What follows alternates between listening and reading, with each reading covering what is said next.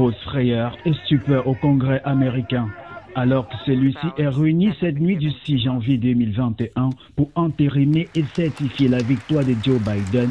Des partisans de Donald Trump ont forcé l'entrée et envahi le Capitole.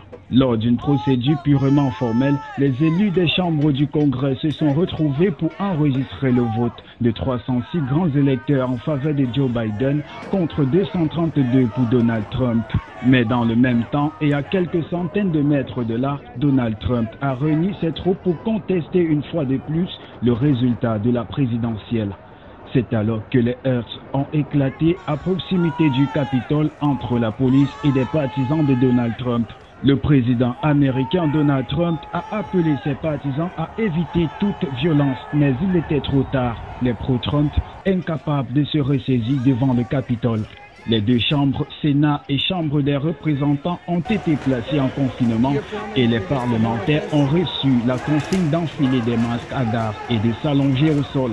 Selon les médias américains, des manifestants ont pénétré dans la rotonde du Capitole où des gaz lacrymogènes ont été utilisés. Plusieurs élus du Congrès des États-Unis ont dénoncé une tentative de coup d'État menée par les partisans de Donald Trump qui sont parvenus à faire irruption dans le Capitole. C'est alors que Joe Biden est sorti de sa réserve. Notre démocratie fait l'objet d'une agression sans précédent, du jamais vu ni entendu dans l'histoire de la politique américaine. Face à cette scène calamiteuse et honteuse, le Premier ministre britannique Boris Johnson, le ministre allemand des Affaires étrangères et le président français Emmanuel Macron ont dénoncé un chaos historique et appelé à une transition pacifique et ordonnée du pouvoir vers Joe Biden.